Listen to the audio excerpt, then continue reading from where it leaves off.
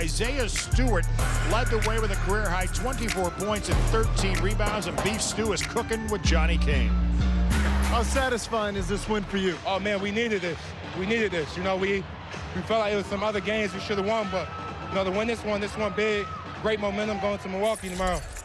You guys took control of this game in the second quarter.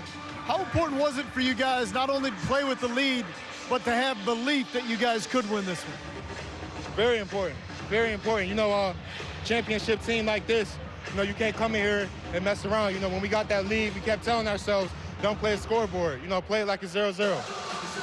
How dangerous is it? We saw early in the third quarter, you guys extended it to 19-point lead, and then Jordan Poole, in a blink of an eye, scored 12 straight. Yeah.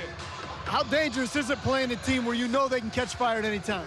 I mean, as you've seen tonight, they have a lot of guys who can hit shots from the long range. So, you know, we got, I say it's very important, you know, when they get on that run, you know, how we respond. You know, we got to come back, respond, and, you know, respond on defense ends as well.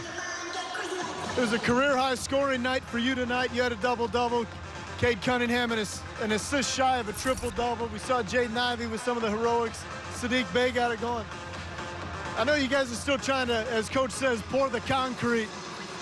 How good can this team get with what you've seen tonight? I mean, good. I feel like for this team, the sky's the limit.